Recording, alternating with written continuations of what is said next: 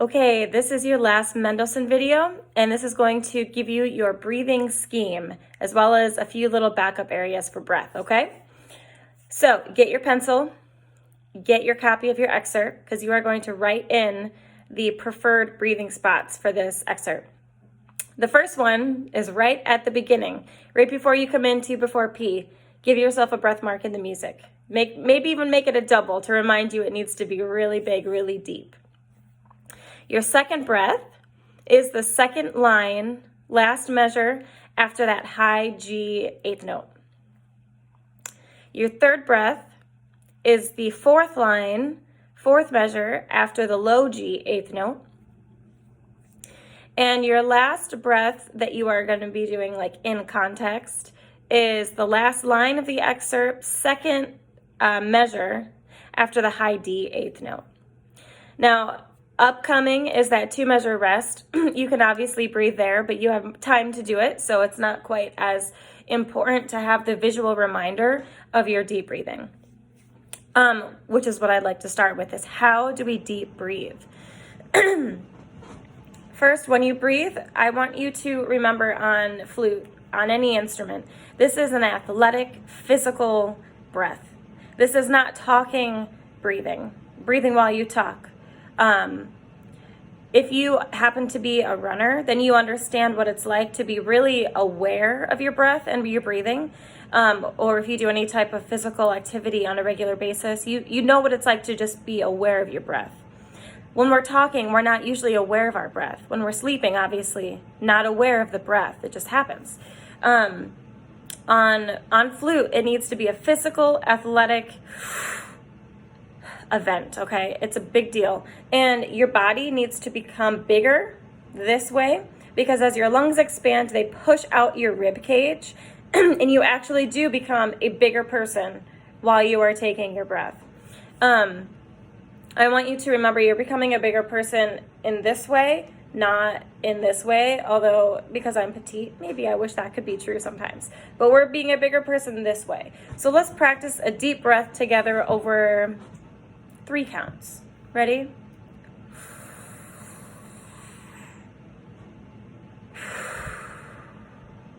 Let's try it over 2 counts. Oh, I forgot to mention, it's important to exhale first. Let's get out all the bad, stale CO2 that's in our lungs and in our body so that we have fresh air to breathe in.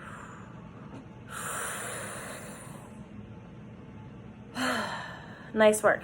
You'll notice the fewer counts you get to take that breath, the more athletic and more difficult it is to get in the same quantity of air that you could do in 4 clicks or 3 clicks.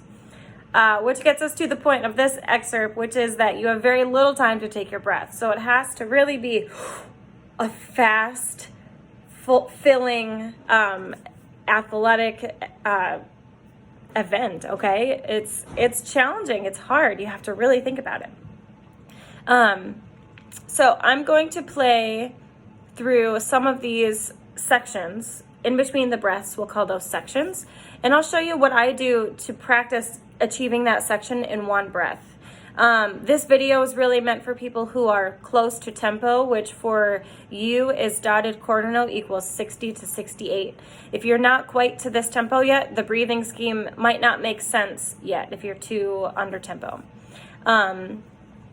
So what I do, because I'm just practicing breathing now, I'm going to take out the hard part, which is the technique. I'm going to pick one note. I'm going to pick the G on the low end of the staff, and I'm going to play the first section on just a G and see if I can make it in one breath.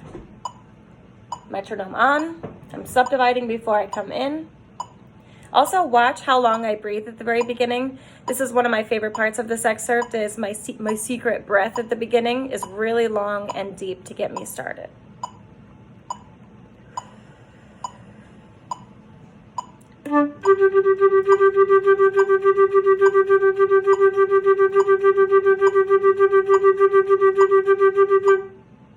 And I still have air left over.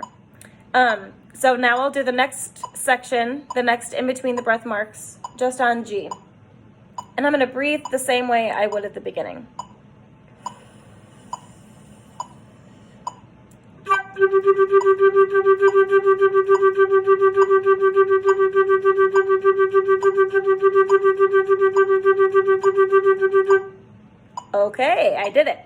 And I would keep going and do the last chunk like that.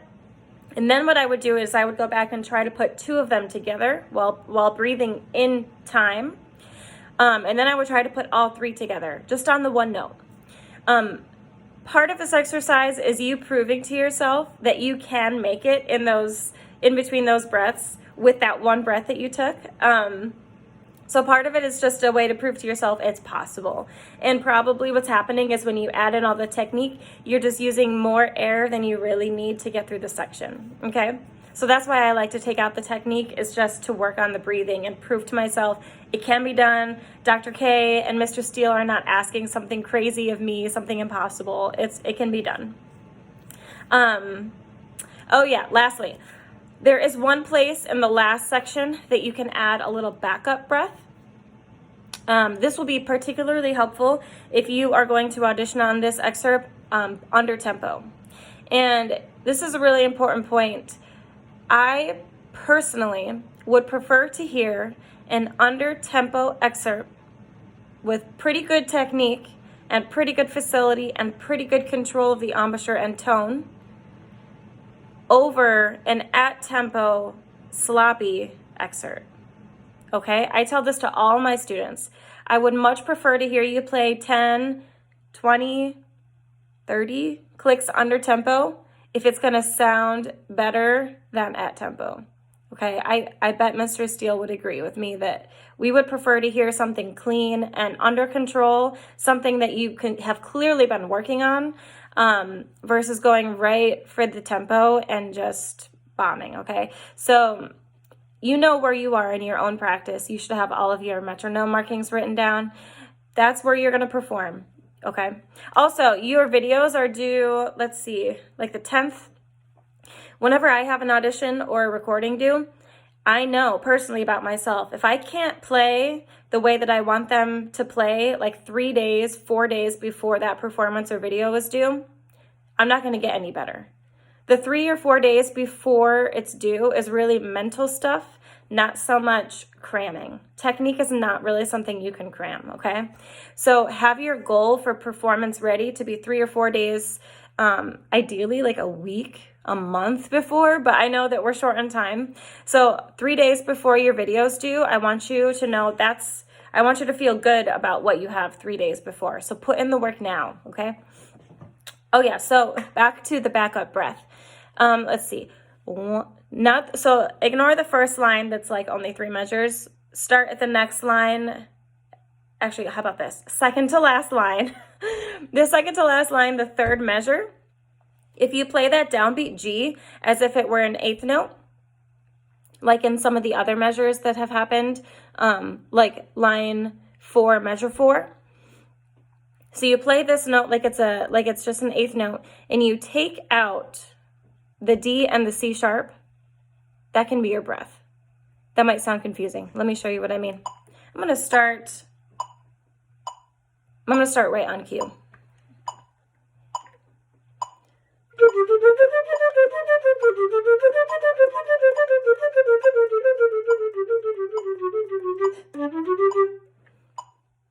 Okay, something like that. So take out, I misspoke. You would just take out the low D. You do play the low C sharp, my mistake. So let me try that again.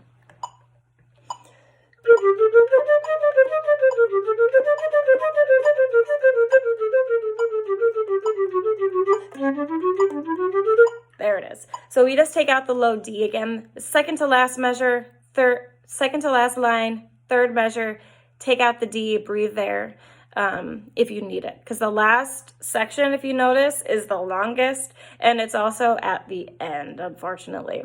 If the longest section was at the beginning, maybe it would be a smidge easier. Okay, so this is all of your videos. I hope that they've been helpful. If you personally would like me to do the piccolo video, let me know and I will do it for you.